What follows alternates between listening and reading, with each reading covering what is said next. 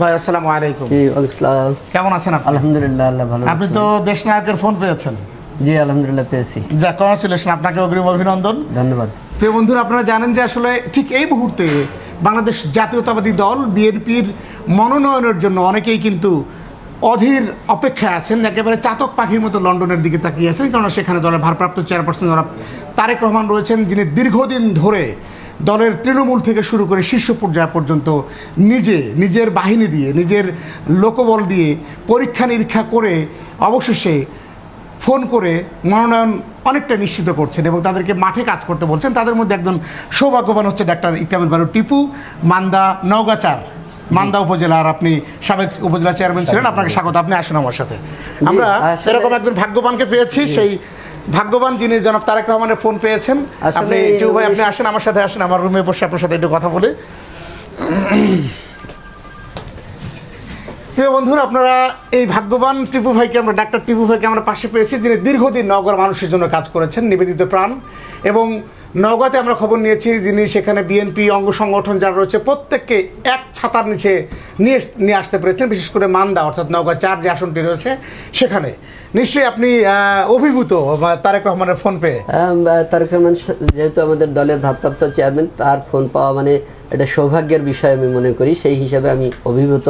তবে একটা বিষয় বলি যে উনি ফোনে যে বার্তা দিয়েছেন এইটা হচ্ছে কিন্তু আমাদের জন্য একটা সবুজ সংকেত। আমরা জানতে চাই উনি কবে কখন আপনাকে ফোন দিয়েছেন এবং কি বলেছেন এক্স্যাক্ট, সেই কথাগুলো আমরা শুনতে চাই। এইটা হচ্ছে যে উনি গত 12 তারিখে আমার সঙ্গে ওনার ফোনে কথা হয়েছে।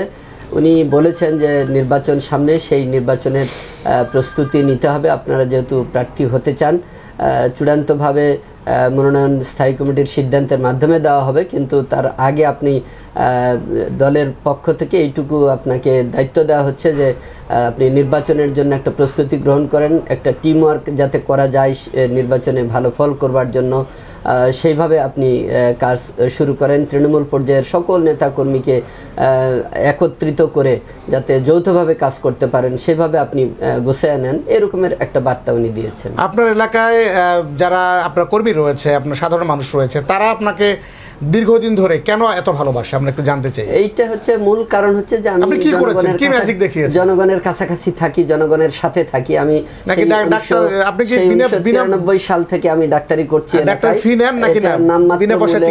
নামমাত্র মূল্য নিয়ে ভিজিট নিয়ে আমি রুগী দেখা শুরু করি। এখন বেশিরভাগ ক্ষেত্রে ফ্রি চিকিৎসা করি, ফ্রি মেডিকেল ক্যাম্প করি বিভিন্নভাবে। বিশেষ করে আমি শিশু রুগী বেশি দেখি, সেই কারণে শিশু এবং মা আমার সঙ্গে সংশ্লিষ্ট হয়ে পড়েন। সঙ্গত কারণেই তাদের সঙ্গে মানে অন্তরের যে যোগাযোগ মিল, এইটা গড়ে উঠেছে দীর্ঘদিনে, এই 32 বছরে। চমৎকার, খুবই চমৎকার। তারেক রহমান এর আগেও আপনাকে নিশ্চয়ই ফোন দিয়েছে? জি, এর আগেও কথা হয়েছে, দলের প্রয়োজনে কথা হয়েছে, আন্দোলন সংগ্রামের মধ্যে কথা হয়েছে, ফ্যাসিবাদ বিরোধী যে আন্দোলন সংগ্রাম সেগুলো সংগঠিত করার ব্যাপারে উনি দিক নির্দেশনা দিয়েছেন ফোন করে, তখনও কথা হয়েছে ওনার সঙ্গে। আমরা মাঠে অনেককেই দেখি যে আসলে ভাইয়ের সাথে কথা হয় নিয়মিত, এরকম অনেকেই গাল গল্প দেন।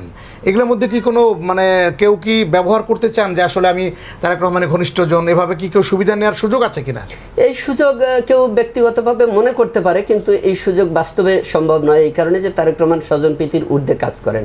উনি ওনার নাম ব্যবহার করে কোনো সুযোগ সুবিধা ব্যবহার করবে বা গ্রহণ করবে, এরকমের সুযোগ তারেক রহমানের পক্ষ থেকে কারণ নেই।